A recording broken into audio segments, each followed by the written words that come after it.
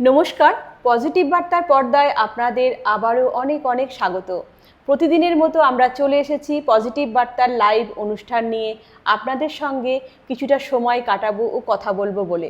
তো আজকে যিনি আমাদের মধ্যে উপস্থিত আছেন উনি হলেন একজন প্রাক্তন শিক্ষিকা এবং বর্তমানে একজন লেখিকা। তো উনি নিয়তি রায় ম্যাডাম। তো ওনার সাথে আমরা এখন পরিচয় করে নেব। চোখ রাখুন পজিটিভ বার্তার ফেসবুক লাইভ এবং ত্রিপুরা নলেজ সিটির পেজে। তো ম্যাডাম নমস্কার। তো আমাদের এখানে এসে আপনার কেমন লাগছে? খুব ভালো লাগছে পজিটিভ বার্তা, এবং এটা শান্তিনিকেতন মেডিকেল কলেজ এটা পরিচালনা করে। তো এটা যেন ভালো লাগলো যে শান্তিনিকেতন মেডিকেল কলেজ আমাদের রাজ্যে এসেছে এই শহরে। তো এখানে মেডিকেল কলেজ প্লাস হসপিটালও হয়ে গেছে, এবং ফার্স্ট ইয়ারের যে প্রথম যেটা সেমিস্টার এই পরীক্ষাটাও হবে শুনলাম। তো বেশ কলেজটা হয়েছে, বেশ সচল হয়েছে, এবং ভিন রাজ্যের থেকে অনেক স্টুডেন্ট এখানে এসেছে, এবং এটা একটা নজর কাড়া ব্যাপার এবং রেকর্ড সৃষ্টি করেছে এই কলেজটি। এটা শুনেও আনন্দ লাগলো যে আমাদের রাজ্যে আছে এবং আমাদের রাজ্যের ছেলেমেয়েরা এখানে পড়ার সুযোগ পাবে এবং চিকিৎসারও সুযোগ পাবে, এবং স্বল্প মূল্যে ওষুধেরও ব্যবস্থা আছে। এগুলো জেনে তো খুবই ভালো লাগলো। অর্থাৎ সবই পজিটিভ ভালো। এখানে কোনো রকম চাপের ব্যাপার দেখতে পাচ্ছি না, যে সবাই এখানে সুযোগ পাবে, পড়ার সুযোগ পাবে, চিকিৎসার সুযোগ পাবে, অল্প দামে ওষুধ কেনার সুযোগ পাবে। এই তো আর কি। আর এখানে একটা প্রচারের ব্যবস্থাও আছে। এখানে নানাজন নানা বিষয়ে কথা বলবেন, বা যার যা গুণ আছে, যারা শিল্পী আছে বা ছোটো ছোটো বাচ্চারা আছে, এরা তাদের উৎকর্ষ যদি একটু দেখাতে পারে তো সেটা তো খুবই আনন্দের। যে এটা তো পজিটিভ, এখানে এসে ভালো লাগলো। বা তোমাদের এই ঘর দরজা গুছানো যে ছিমছাম অবস্থা, এটা দেখো খুব ভালো লাগলো। ধন্যবাদ ম্যাডামকে। তো সকলের অবগতির জন্য জানাবো যে আমাদের মেডিকেল কলেজে যে এমবিবিএস চালু হয়েছে পড়া, তো সেখানে 28 স্টেটের মধ্যে 21টা স্টেটের বাচ্চারা এসে এখানে পড়াশোনা করছে, ভর্তি হয়েছে, এবং 150টি সিটের মধ্যে পুরোটাই ভর্তি হয়ে রয়েছে। এবং এখানে এই কারণে আমাদের এশিয়া বুক অফ রেকর্ডসে তো নাম উঠেছেই, তার আগে ইন্ডিয়া বুক অফ রেকর্ডসেও নাম উঠেছে, এবং সবথেকে গর্বের বিষয় এবং আমাদের আরও সুখের খবর যে ওয়ার্ল্ড বুক অফ রেকর্ডসেও আমাদের সুনামধন্য স্যার ডক্টর মলয় পীর স্যারের নামও উঠেছে। তো ম্যামের কাছ থেকে নেক্সট আমরা যেগুলো জেনে নেব সেটি হলো, ম্যাম আপনার যে পরিচয়, আপনি তো অনেক স্কুলেই শিক্ষকতা করেছেন এবং লেখালেখিও করেন, সেটার বিষয়ে যদি একটু আমাদেরকে জানাতেন। আমার বাবা আসলে আমার মূল প্রেরণা। আমার বাবা লেখালেখি করতেন। 60-এর দশকে 70-এর দশকে বাবা আগরতলার বহু পত্রিকার সঙ্গে যুক্ত ছিলেন, লেখালেখি করতেন। বা আমাদের বাড়িতে আমরা যখন ছোট তখন দেখতাম অনেক লোক আসতো বাবার কাছ থেকে লেখা নেওয়ার জন্য। এটা একটা ছিল। তারপর তো বড় হয়েছি, সংসার করছি, বাচ্চারা এলো, চাকরি হলো, মানে আমি ভীষণ ব্যস্ত তখন। এই ব্যস্ততার মধ্যে প্রথম পোস্টিং হলো আমার অমরপুর হায়ার সেকেন্ডারি স্কুলে, এবং সেখানে গেলাম। গিয়ে তো অনেক ব্যস্ততার আর শেষ নেই, কাজ কোনটা করবো, যেমন 10 হাত দিয়েও কাজ করে কাজ শেষ করতে পারছি না। তো যাই হোক, এই করে করে তো দিন যাচ্ছে, বাচ্চারা আস্তে আস্তে বড় হচ্ছে, এবং আমার বাবা আমার সঙ্গে থাকতেন, এবং বাবাকে নিয়ে আমার ভালো লাগতো। আমি আমার বাচ্চাদের বাবার কাছে রেখে যেতাম, লোক থাকতো কিন্তু বাবা ঘরে আছে, এটা আমার কাছে একটা বিরাট পাওনা ছিল। এবং ঘরে এসে বাবার সঙ্গে একটু গল্প করতাম, একটু কথা বলতাম, বাবা আমাকে অনেক আদেশ নির্দেশ দিতেন, সেগুলি আমি ধার্য করে নিতাম, এগুলি মানার চেষ্টা করতাম, ভালো লাগতো। এইভাবে দিনগুলি গেল। আর কি বলছিলে, লেখালেখিটা কি করে হলো? তো লেখালেখিটা তো দেখেছি, এবং স্কুলগুলিতে দেখলাম যে বাচ্চারা দেয়াল পত্রিকার কথা ডিপার্টমেন্ট থেকে শোনা যাচ্ছিল যে দেয়াল পত্রিকা করা দরকার, এবং এ বিষয়ে না আমি অগ্রণী ভূমিকা নিলাম সবগুলি স্কুলেই। বেশ শেষ দিকের অন্তত 3টা স্কুলে দেয়াল পত্রিকা নিলাম, এবং দেয়াল পত্রিকা করতে গিয়ে আমি দেখলাম যে আমি কিন্তু ঠিক শহরে, আগরতলা শহরে কোনো স্কুলে আমি কাজ করিনি। আমি কাজ করেছি মফস্বলে এবং শহরতলিতে, এবং এখানে আমি দেখেছি বাচ্চারা খুব উৎসাহিত, তাদের কিছু লিখতে বললে এরা কিছু একটা লেখার চেষ্টা করে।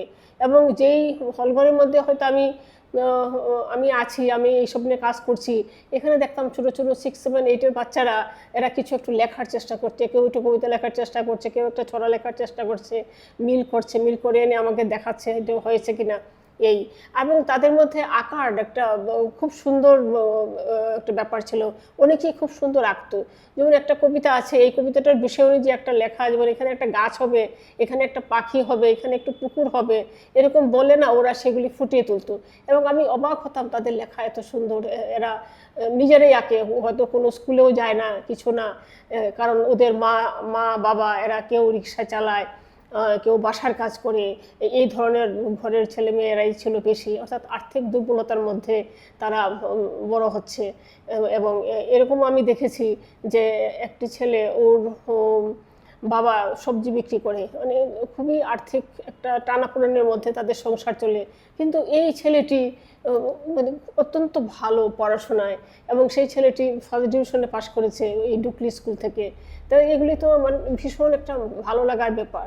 তো এখানে স্কুলে যেমন তাদেরকে দিয়ে দেয়াল পত্রিকা করাতাম, অনেক বাচ্চারা আমাকে ঘিরে রাখতো, এগুলো যখন দেখতাম টিচাররাও যেত গিয়ে দেখতো আমরা কি করছি না করছি, এগুলি নিয়ে দেখতো, উৎসাহ দিত, এগুলি তো ছিলই। এবং এবং ডিপার্টমেন্ট থেকেও দেখতাম, ডিপার্টমেন্ট থেকে লোক এসে যখন দেখতো এত সুন্দর পত্রিকা হয়েছে দেখে ছবি তুলে নিয়ে যেত। এমনও যেমন আমি ক্লাস থেকে এসেছি, আসার পরে অ্যাসিস্ট্যান্ট হেডমিস্ট্রেস আমাকে ডেকে বললেন যে আপনার পত্রিকার তো বাহবা পেয়েছে, ডিপার্টমেন্ট থেকে লোক এসেছিল, ছবি তুলে নিয়ে গেছে।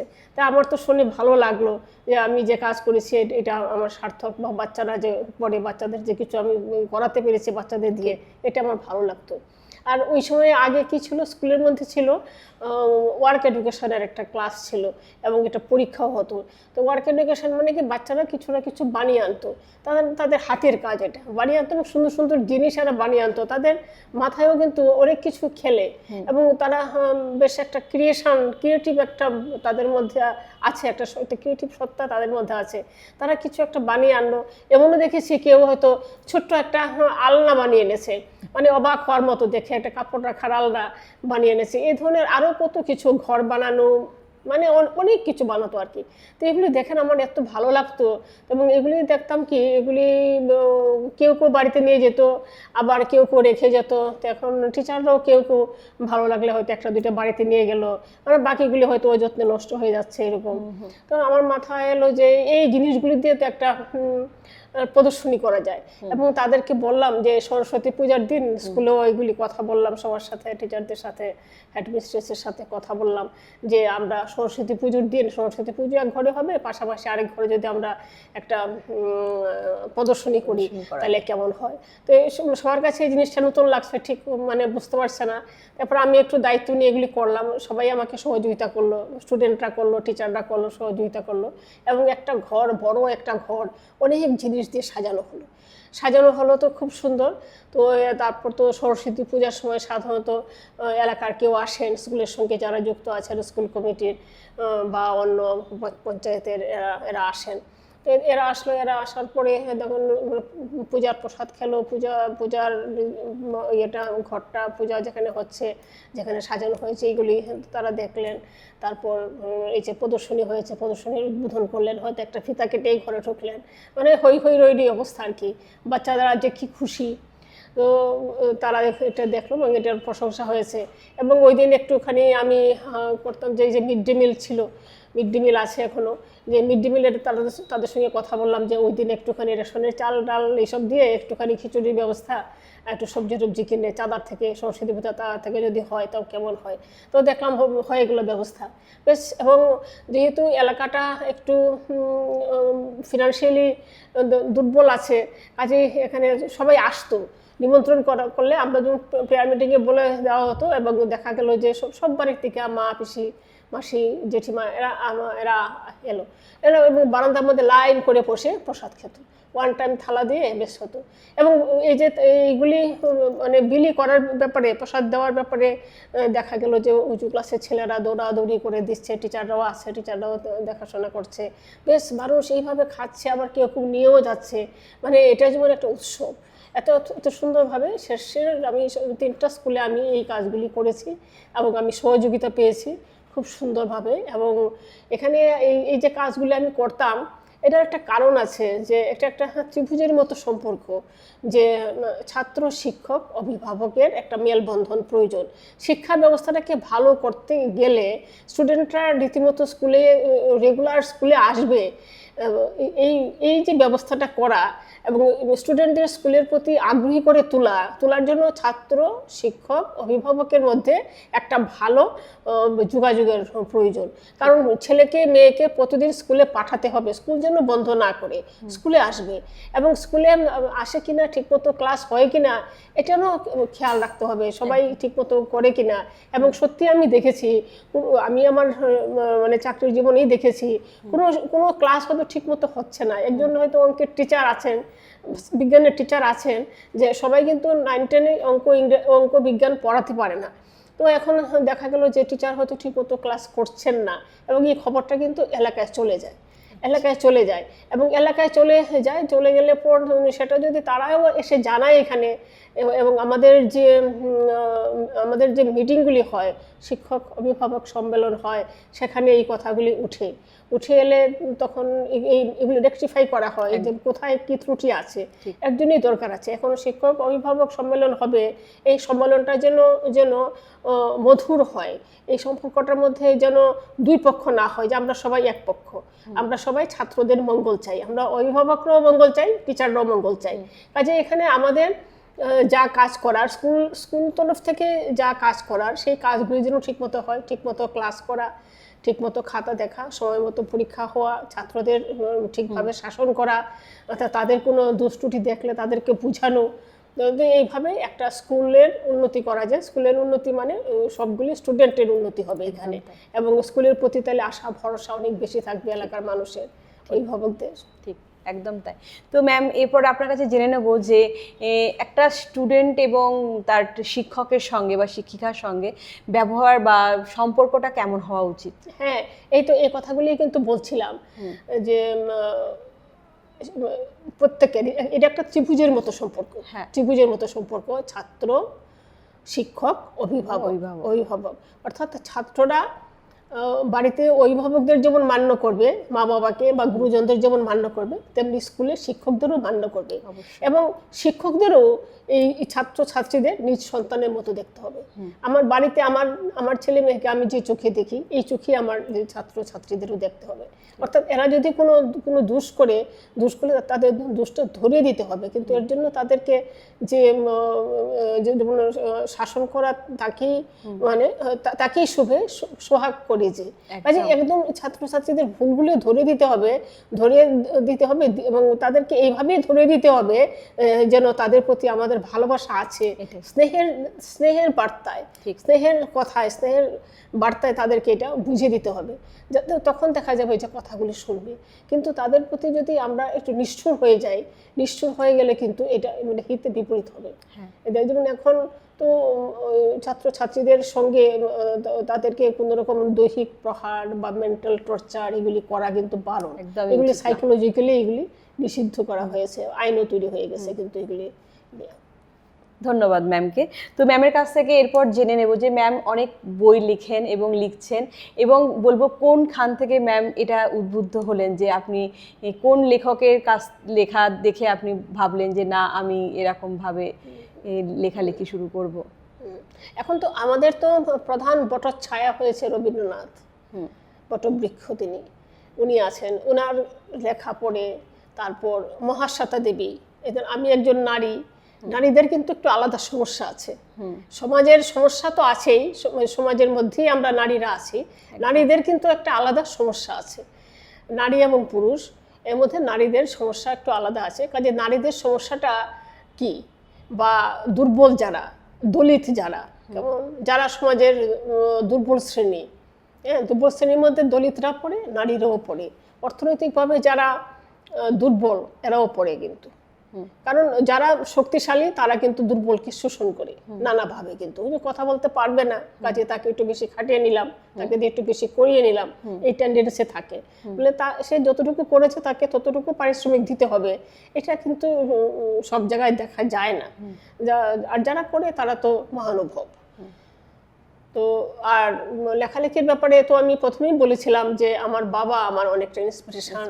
তারপর বাবা আমাকে বলেওছিলেন লেখালেখি শুরু করার জন্য, কিন্তু আমি শুরু করেছি বাবার প্রয়াণের পরে। আমি লেখালেখি শুরু করেছি এবং দেখলাম লিখতে লিখতে অনেক বই হয়ে গেছে। অনেক বই হয়ে গেছে। তো অনেক বই জমে গেছে বলতে প্রথমত লিখতাম, লিখে সেগুলি পত্রিকা বসে দিতাম, পত্রিকায় ছাপা হতো নানা ধরনের লেখা, কবিতা, ছড়া, গল্প, প্রবন্ধ, এগুলি খুব লিখেছি। তো ইতিমধ্যে কতগুলি বই আপনি মোটামুটি লিখেছেন? এর মধ্যে আমার নিজের লেখা বই প্রায় 30টার মতো হবে। আর আমার একটা সাহিত্য পত্রিকা আছে যেটা আমি রিটায়ারমেন্টের পরে শুরু করেছি, সপ্তপর্ণা সাহিত্য পত্রিকা। এই সাহিত্য পত্রিকা আমার 8ম বৎসর, 8 বছর হয়ে গেল, 8টা সংখ্যা আমি বের করেছি। আর এছাড়া যেটা আরেকটা করেছি সেটা হচ্ছে সপ্তপর্ণা প্রকাশনী। সপ্তপর্ণা প্রকাশনী থেকে আমার এরকম অনেক বই বেরিয়ে গেছে, আমার নিজের বই প্লাস অন্যদেরও কিছু বই বেরিয়ে গেছে, বা আমি নিজেও কিছু কিছু সংখ্যা বের করেছি। যেমন কোনো একটা সংখ্যা এটা পাওয়া যাচ্ছে না এখন, আর এটা ছাপা নেই, নতুন করে আবার দ্বিতীয় সংস্করণ করলাম বর্ধিত আকারে, এরকমও কয়েকটা বই আমার আছে। তো ম্যামকে এবার বলবো যে ম্যাম তো লেখালেখি করেন, তো এই নারী হিসাবে তো লেখালেখি করতে গেলে অনেক সমস্যার সম্মুখীন আমরা হতেই হয়। তো জেনে নেবো ম্যামের কাছ থেকে যে এরকম কোনো কি সমস্যার সম্মুখীন হতে হয়েছে আপনাকে লেখালেখি করতে গিয়ে? আসলে সমাজে কাজ করতে গিয়ে দেখি, এবং রিটায়ারমেন্টের পরে মহিলা কমিশনেও ছিলাম। মহিলা কমিশনে যখন ছিলাম তখন আমরা মেয়েদের অনেকগুলি সমস্যার একদম বাস্তব চিত্র দেখেছি। আমরা ইন্সপেকশনে যেতাম, কোনো খবর পেলে কোথাও কোনো গৃহবধূ নির্যাতিত হয়েছে, বা কোনো তরুণী বা শিশু ধর্ষিত হয়েছে, এরকম ধরনের কোনো ঘটনা থাকলে, বা ইভেন করার মানে হত্যার ঘটনাও অনেক আমরা শুনেছি, বা তখন ওইসব জায়গায় আমরা যেতাম ইন্সপেকশন করার জন্য। তখন দেখেছি তাদের যে কী সমস্যাগুলি, এই সমস্যাগুলিকে ভিত্তি করে পাশাপাশি তাদের নারীদের জন্য যে আইন তৈরি হয়েছে আমাদের দেশের সরকার এবং রাজ্য সরকার, অর্থাৎ দেশের সরকারের নির্দেশে রাজ্য সরকার বহু আইন তৈরি করেছে। তো এই যে আইনগুলি আছে, এই আইনগুলিকে আমাদের মহিলা কমিশন সহজভাবে একটা বই তৈরি করেছিল, যেটা আমরা গিয়ে পেয়েছিলাম। এই বইগুলি পড়ে পড়ে আমরা অনেক কিছু জেনেছি, এবং সেই আইন মোতাবেক আমরা তাদেরকে বলতাম। তো এবং নারী নির্যাতনটা তখনই আমরা এটা বুঝতে পারি, বা আমাদের প্রত্যেকের এটা জানা দরকার যে অর্থাৎ তাদের অধিকারগুলি হরণ হচ্ছে। যেমন সংবিধানে বলা আছে স্বামীর অধিকার, সবার সমান অধিকার, কিন্তু সবার সমান অধিকার কিন্তু থাকে না, নারীদের থাকে না সমান অধিকার, দলিতদের থাকে না। দলিতদের নিয়ে অনেক ঘটনার কথা আমরা জানি, সবাই আমরা জানি, পত্রিকায় এগুলি উঠে, দলিতদের উপরেও অত্যাচার হয়, নারীদের উপরে অত্যাচার হয়, এবং নারীদের উপরে যে অত্যাচার হয় যেটা নাকি গার্হস্থ্য হিংসা, এটা তো একদম অহরহ হয়, শিক্ষিত ঘরেও হয়, অবস্থাপন্ন ঘরেও হয়, আর সাধারণ ঘর যারা বস্তিবাসী হত দরিদ্র সেই ঘরেও হয়।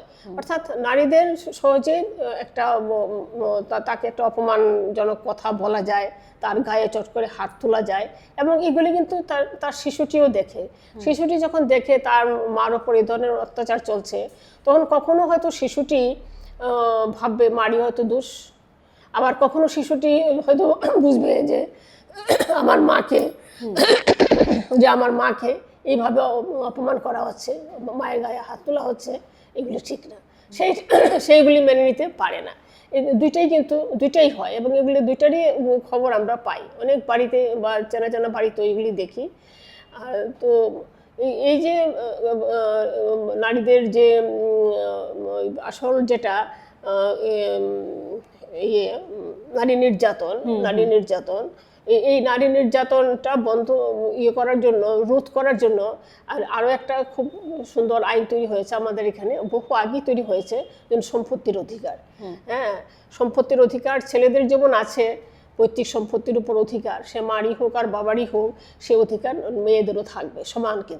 কিন্তু সমাজ এই জিনিসটা মানতে অনেক দেরি করেছে, যে পৈতৃক সম্পত্তি ছেলেরা পাবে, এই বাড়িতে ছেলেরা থাকবে, মেয়েদের কোনো অধিকার নেই। এমনও দেখেছি বহু মেয়ে শ্বশুর বাড়িতে থাকতে পারছে না, বাপের বাড়িতেও থাকতে পারছে না, বাপের বাড়িতে দাদা বৌদির ইয়ে তা অধিকার, আর শ্বশুর বাড়ি থেকে তো বেরিয়ে করে দিয়েছে। এমনও শুনেছি যে মেয়েটি রাস্তায় ঘুরছে, না বাপের বাড়িতে এসে ঢুকতে পারছে না শ্বশুর বাড়ি থেকে ঢুকতে পারছে, এমনও দেখেছি। কিন্তু আইন কিন্তু পাশ হয়ে গেছে, সমান অধিকার। বাপের বাড়িতে যদি 2টা ঘর থাকে, একটা ঘর মেয়ে এখানে নিতে পারে, সে এখানে থাকতে পারে, থাকতে দেওয়া উচিত আইনসম্মতভাবে। ও যদি কোর্টে যায় তাহলে সেইটা পাবে, কিন্তু সমাজ সেটা অ্যালাউ করছে না, যার জন্য অসুবিধা হচ্ছে। তবে এখন আবার দেখছি অনেকটাই পরিবর্তন হয়ে গেছে, মেয়েদের যে সমান সম্পত্তির অধিকার আছে, এটা একটা মেয়েদের বিশাল ব্যাপার, এটা দরকারও আমাদের জন্য, দরকারও আছে। কারণ মেয়েটা কথা বলবে কি করে, কথা বলতে পারছে না কেন? তার গোড়াটা শক্ত নেই, তার পায়ের তলার মাটি নেই। সে যদি রোজগেরে হয়, সে যদি স্বনির্ভর হয়, এটা তার একটা কিন্তু শক্ত খুঁটি। হ্যাঁ, কাজে আমরা কি বলতাম যে যেহেতু পড়াশোনার খুব সুবিধা আমাদের এই রাজ্যে, খুবই সুবিধা, এখন স্কুল কলেজ সবকিছু বাড়ির কাছে আছে, কাজে মেয়েদেরকে তাড়াহুড়ো করে বিয়ে না দিয়ে এই যে 18 বছর, মানে খুব কম করে হলেও 18 বছর, কিন্তু 18 বছরও কিন্তু একটা মেয়ের জীবনে কিছু না। কি বুঝি একটা 18 বছরের মেয়ে, তাকে পড়িয়ে 12 পাস করিয়ে বিয়ে পাস করাও, বা তাকে রোজগারে হতে সময় দাও, সে কিছু একটা কোনো দিকে সে যাবে, সেইভাবে তার মনটাকে তৈরি করতে হবে যে তুমি শ্বশুরবাড়িতে যাবে, কিন্তু তুমি যাওয়ার আগে তুমি নিজেকে নিজে তৈরি করে নিজের পা শক্ত করো, নিজের পায়ে দাঁড়াও, তারপর তুমি যাও, তাহলে তুমি সেখানেও মর্যাদা পাবে, কেউ তাকে অপমান করতে পারবে না। তারপর এর মধ্যে আমি দেখেছি উচ্চশিক্ষিত মেয়ে, মাস্টার ডিগ্রি পাস করা মেয়ে চাকরি করছে, প্রমোশন হয়েছে, এখন রাজ্যের বাইরে যেতে হবে, কিন্তু তাকে প্রমোশন নিতে দেওয়া হলো না, রাজ্যের বাইরে যেতেও দেওয়া হলো না, কারণ সে বাড়ির বউ, সে বাড়িতে থেকে চাকরি করবে। তো এটাও তো একটা মেয়ের জীবনের যে একটা ভালো সুযোগ ছিল, সেটা নষ্ট হয়ে গেল মেয়ে বলে, তাকে এগুলি মানতে হবে। এবং অনেক সময় এমনও হয় যে একটা মেয়ে তার পড়াশোনার লাইফ সেরেছে, চাকরি পেলো, বিয়ে হয়ে গেছে, কিন্তু সে চাকরি করতে সুযোগটা পেয়েও সে করতে পারছে না, এটাও তার একটা কষ্ট জীবনে।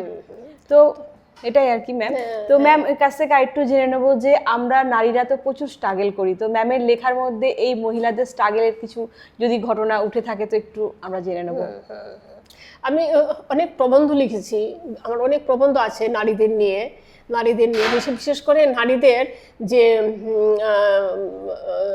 পক্ষে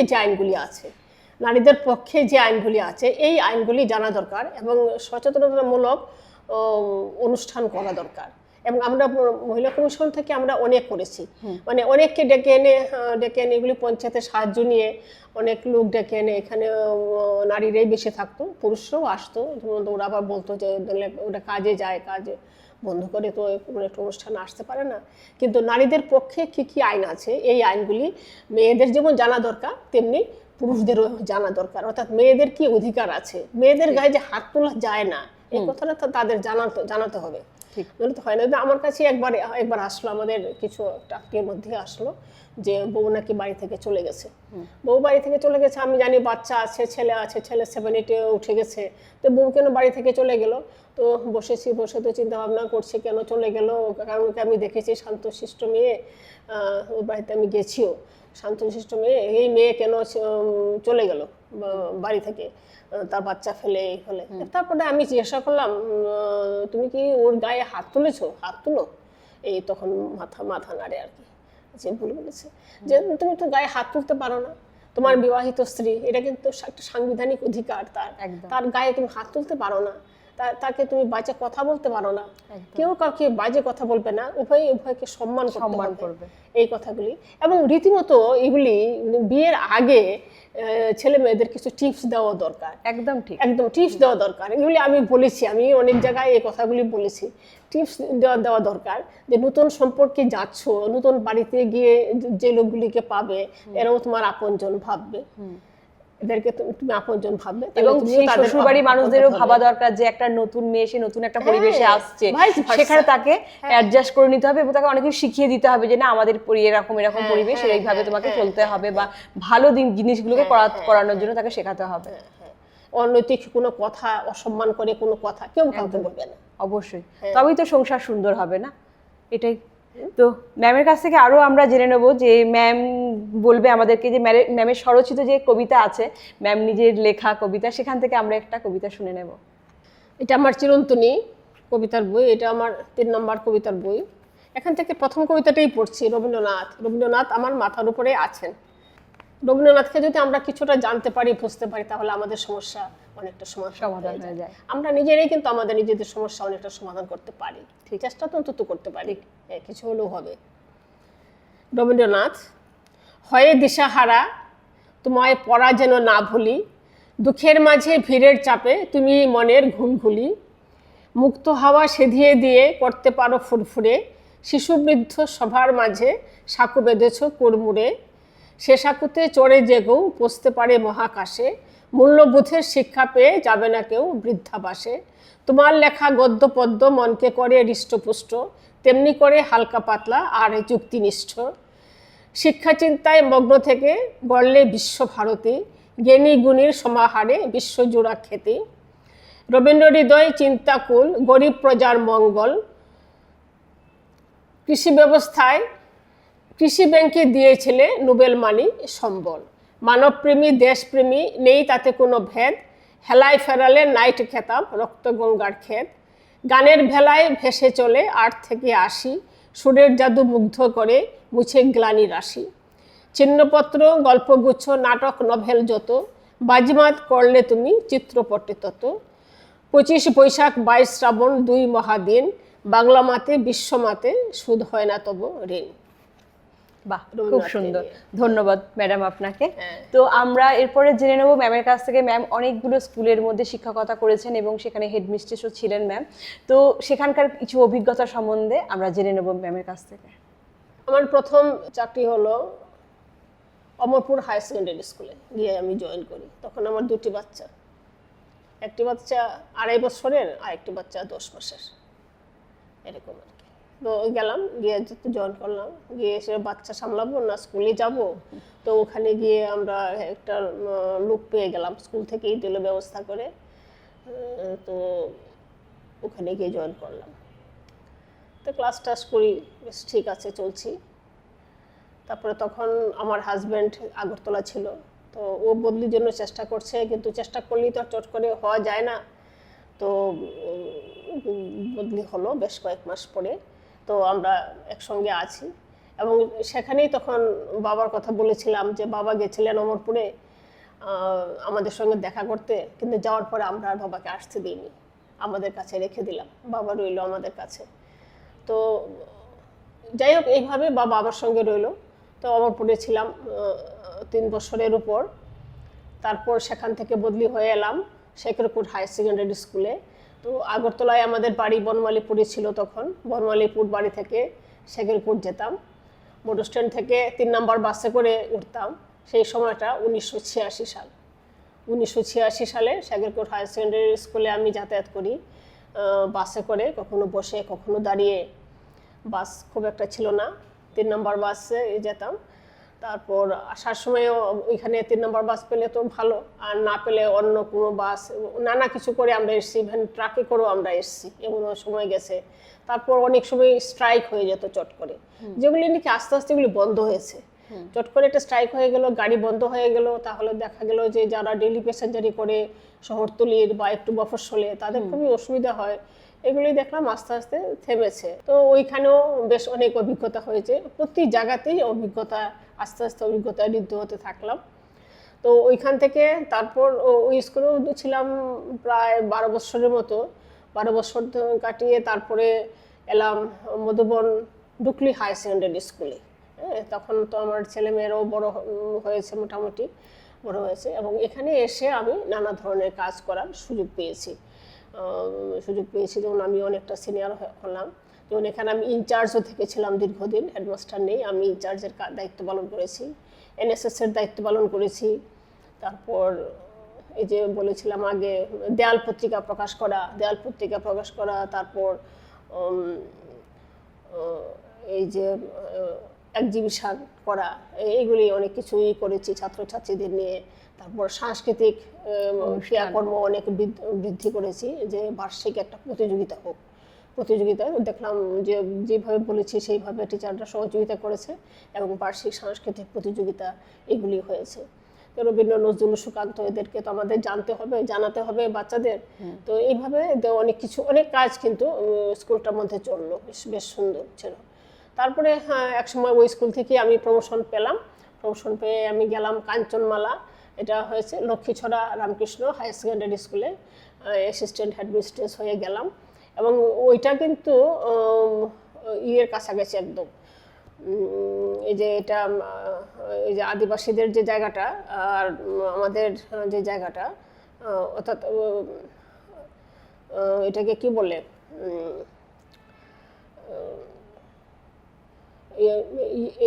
ইয়ে আর কি, এটাকে আদিবাসীদের যে জায়গাটা আর আমাদের যে জায়গাটা, এটা ঠিক মাঝখানে আর কি। এটা মাঝখানে এই জায়গাটা আছে, এখানে আবার সব রকমই আছে, ট্রাইবাল আছে, বাঙালি আছে, মুসলিমও আছে। কিন্তু বাচ্চারা খুব সাবমিসিভ। এখানে গিয়ে আমার কাজ করতে কোনো অসুবিধা হয়নি, সব রকম কাজই আমি করিয়েছি। দেয়াল পত্রিকা, তারপরে প্রদর্শনী, এইগুলি সব কিছুই হয়েছে, খুব সুন্দরভাবে এখানে কাজ করেছি। এরপরে ওই স্কুলে বেশ কিছুদিন থাকার পরে তারপরে চলে এলাম মধুবন কাঁঠালতলী হায়ার সেকেন্ডারি স্কুলে। এবং সেখানে এসেও আমি যথারীতি আমার কাজ করেছি। প্রেয়ারে এসে প্রত্যেকদিন দাঁড়াতাম, যার জন্য প্রেয়ারটা সব কিছু সুন্দরভাবে বা ডিসিপ্লিনও খুব সুন্দর ফিরে এসেছিল স্কুলে। এবং ওই স্কুল থেকে আমি রিটায়ারমেন্টে গেলাম 2015 সালের জুন মাসে রিটায়ারমেন্টে গেলাম। তো আমার সবগুলি স্কুলে আমার ভালো লেগেছে এবং আমার প্রত্যেকগুলি স্কুলে আমার যথেষ্ট স্মৃতি বহন করছে আমার জীবনে। স্কুলগুলি থেকে আমি অনেক পেয়েছি। ধন্যবাদ ম্যাডামকে। তো এরপর ম্যাডামের কাছ থেকে আমরা জেনে নেব আরেকটি মূল্যবান প্রশ্ন, যেটি হলো যে আমাদের বাচ্চারা যে ছোট থেকে বড় করতে গেলে আমাদের কি কি ভূমিকা পালন করতে লাগে, সে টিচার হোক বা আমরা বাবা মায়েরা হোক। তো ম্যামের কাছ থেকে একটু জেনে নেব।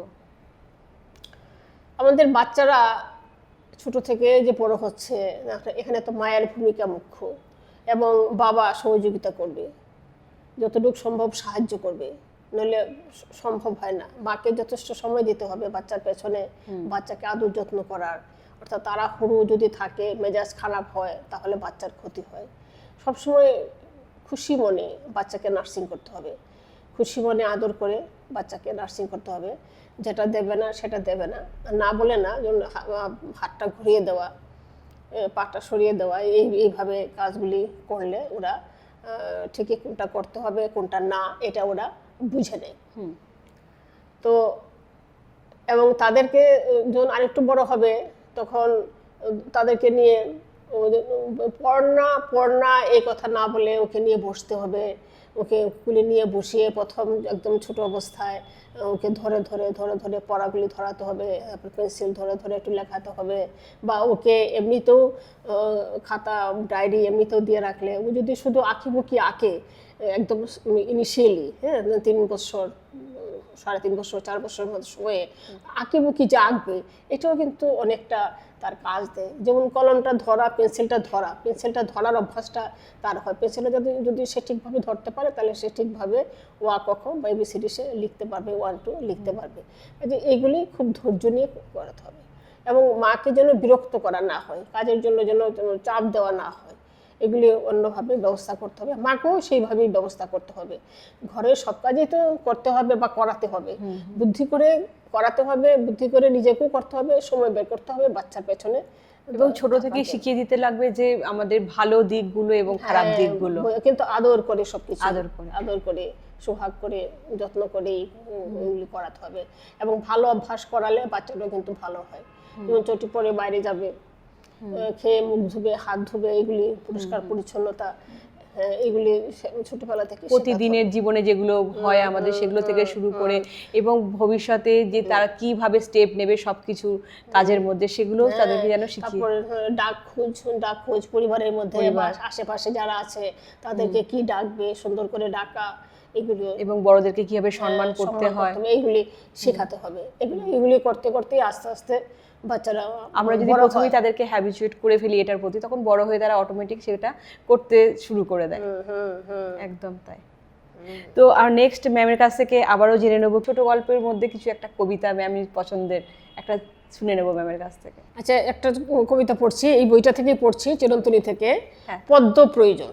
সাহিত্যের দোকানদারিতে সবচেয়ে স্বাধীন কবিরা বর্ণমালা সাজায় মনের অভিলাষে। অক্ষর যুদ্ধে কবি একাই জয়ী, পাঠকেরা হয় ধরাশায়ী।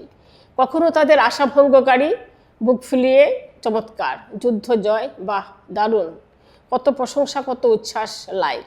একটা অর্থবহ পদ্য প্রয়োজন, যেখানে থাকবে শ্রম, সময়, মেধা, যার বিনিময়ে বাগান সেজে উঠবে, ফুল দেবে, ফল দেবে, সৃষ্টি হবে দৃষ্টিনন্দন সুশীতল কায়া। কায়া হলেই আশ্রয়ের প্রত্যাশা। চলছে না কবি অকবি শব্দবন্ধ, আর বহুপঠিত বহুচর্চিত, সকলেই কবি নয়, কেউ কেউ কবি। কবিতা, গদ্য, ছন্দ আর যত সাহিত্য, সব কিছু হোক সত্য। ধন্যবাদ ম্যামকে, খুব সুন্দর একটা কবিতা আমাদের ম্যাম শোনালেন। তো এরপর ম্যামের কাছ থেকে আমরা জেনে নেব যে আমাদের ভবিষ্যৎ প্রজন্মের জন্য কি বলবেন, তাদের যাতে সুন্দর তারা নিজের লাইফটা গড়তে পারে, কি মেসেজ দেবেন তাদের জন্য। আবার একটু বলো তো প্রশ্নটা।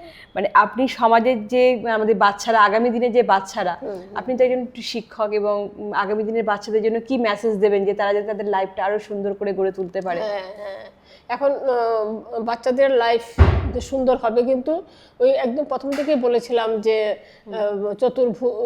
ত্রিভুজ সম্পর্ক, এই ত্রিভুজ সম্পর্কটা ঠিক রাখতে হবে। অভিভাবক, শিক্ষক, ছাত্র, ছাত্র, শিক্ষক, অভিভাবকের মধ্যে কিন্তু একটা সুসম্পর্ক থাকতে হবে। অভিভাবকও কিন্তু স্কুল সম্পর্কে ওয়াকিবহাল থাকবে, বাচ্চা সম্পর্কে ওয়াকিবহাল থাকবে। বাচ্চাটা স্কুলে গিয়ে কি করছে, তার কাজ সে ঠিক মতো করছে কিনা, এবং খাতাগুলি দেখতে হবে। খাতাগুলিতে সে কাজগুলি ঠিকভাবে করেছে কিনা, এবং শিক্ষকরাও সেইভাবে করবে, সহযোগিতা করবে অভিভাবকদের সাথে এবং বাচ্চাদের সাথে। তো এই যে এবং এরা যদি সঠিকভাবে যদি এই যে ঘর থেকে যদি ব্যবহারটা পেয়ে যায়, এবং ঘরের পরিবেশটা রাখতে হবে খুব সুন্দর পরিবেশ, ঘরের পরিবেশ যেন নষ্ট না হয়। ঘরেতে যারা যারা আছেন, হয়তো মা বাবা বা দাদু ঠাকুমা আছেন বা অন্য কেউ আছেন, সবাই মিলে একটা একতার বন্ধন এখানে থাকবে প্রত্যেকের জন্য। এই কথাটা যদি আমরা বুঝাতে পারি, এবং আমার পাশের বাড়িতে যে আছে তাদেরকে, এখানে যে ভাই বোন আছে বা কাকু কাকিমা আছে, তাদের প্রতিও যে আমাদের ভালোবাসা, নিষ্ঠা, সুসম্পর্ক, এগুলি তাদেরকে বোঝাতে হবে। অর্থাৎ সমাজে যারা আছে, পথে ঘাটে কারোর সঙ্গে দেখা হলে একটু হাসি দেওয়া, একটু কথা বলা, যোগাযোগ রাখার চেষ্টা, সমাজের সঙ্গেও যাতে যোগাযোগ রেখে চলা যায়, তবে সেটাও ভালো। আরও বড় হয়ে গেলে, যখন বড় হয়ে যাবে, বড়দের কথাও আমি বলছি, বাচ্চারাও তো বড় হবে, মা বাবারা বড় আছেন, সবাই আছে। তো এখন দেখা যায় যে অনেক বাড়িতে, অনেক পরিবারে নানা ধরনের অশান্তি আছে। তো এই অশান্তিগুলিকে দূর করার জন্য আমাদের কি করা উচিত? আমরা কিন্তু আমাদের নির্দিষ্ট যে কাজ আছে, অর্থাৎ রুজির যে কাজ আছে, এর বাইরেও আমাদের কিছু অবসর সময়ে করা দরকার। যেমন আমরা শিল্প, সাহিত্য, গান, আঁকা, খেলাধুলা, এ সমস্ত যার যেটা পছন্দ সেদিকে মানে একটু ঝুঁকে যাওয়া দরকার প্রত্যেকেরই। অর্থাৎ অবসর সময়ে না কাটানো, শুধু বিছানায় পড়ে ঘুমানো, এগুলি না করে একটা সুন্দর করে অবসর সময় কাটানো। অবসর সময়ে কখনো বেড়াতে যাওয়া, এগুলিও খুব ভালো। ধারে কাছে বেড়াতে যাও, দূরে বেড়াতে যাও, এগুলি। আর নিয়মিতভাবে যেমন নানা ধরনের খেলার ব্যবস্থা, নানা ধরনের শিক্ষা সংস্কৃতির ব্যবস্থা আমাদের চারপাশে প্রচুর আছে, এগুলিতে কোথাও না কোথাও যুক্ত হয়ে যেতে হলে ভালো। তাহলে সে যার যেটা ভালো লাগে, যে যেটা ইন্টারেস্টেড, সেটাতে এগুলি করলে একটা আনন্দও পাবে। তখন দেখা যাবে যে অলস মস্তিষ্ক শয়তানের কারখানা, এই জিনিসটা হবে না, যে ওরা নিজেদের কাজ করে বাকি সময়টা এইসব করে সময় কাটালো। বা কেউ হয়তো দেখা গেল যে এই স্কুলে যে দেয়াল পত্রিকাগুলি প্রকাশ করা হয়, এর অর্থই হয়েছে যে এখান থেকে কেউ দেখা যায় পরবর্তী জীবনে বড় সাহিত্যিক হয়ে যায়। অনেকেই আমরা দেখি, এই যে আমাদের এখানে যে এমবিবি কলেজে যে একটা বিখ্যাত পত্রিকা ছিল, এখন সেরকম একটা বেরোয় না।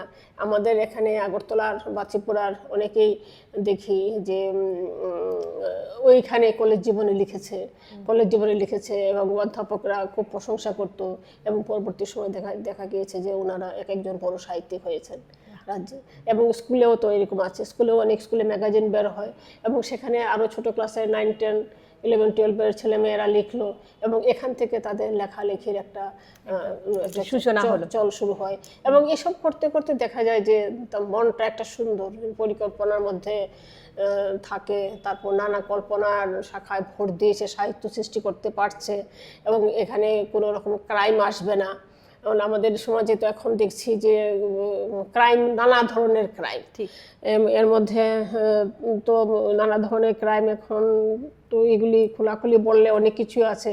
ধর্ষণ একটা সাংঘাতিক ব্যাপার, তারপর নেশাগ্রস্ত হয়ে পড়ছে যুবকরা এখনকার, সাংঘাতিক ব্যাপার। কাজে এইসব থেকে ছেলে মেয়েদের কি করে রক্ষা করা, কাজে এরা এইসবে যাতে যাওয়ার সুযোগ সময় না পায়, গার্জিয়ানদের একদম লক্ষ্য রাখতে হবে যে আমার ছেলেটা এখন কি করছে, পড়াশোনা নেই, কোথায় গেল, কার সঙ্গে সময় কাটাচ্ছে, এগুলি লক্ষ্য রাখতে হবে। লক্ষ্য রেখে তাকে সাবধান করতে হবে, তাকে মোল্ড করতে হবে, তার সঙ্গে ভালো কথা বলে বন্ধুর মতো হয়ে, মা বাবাকে বন্ধুর মতো থেকে তাকে ঠিকভাবে, এবং মা বাবার সঙ্গে সময় কাটাবে। যখন অবসর থাকবে সবসময় যে বন্ধুদের সঙ্গে বাইরে থাকবে, থেকে গিয়ে এখানে একটা কিছু হয়ে যেতে পারে, এবং এইভাবেই বহুভাবে আকৃষ্ট হয়ে যাচ্ছে। এইগুলি না করে মা বাবার সঙ্গে থাকা, ঘরে মানুষের সঙ্গে থাকা, তারপর আত্মীয় স্বজনের সঙ্গে যোগাযোগ রাখা, এটাও একটা ভালো দিক। আর কোনো অনুষ্ঠান হলে যে না যাওয়ার একটা টেন্ডেন্সি আজকাল দেখছি, যে কোনো কিছু হলে যেমন এগুলি মেয়েদেরই যেতে হবে, ছেলেরা ঠিক যেতে চায় না, এটা আমি এখন লক্ষ্য করেছি।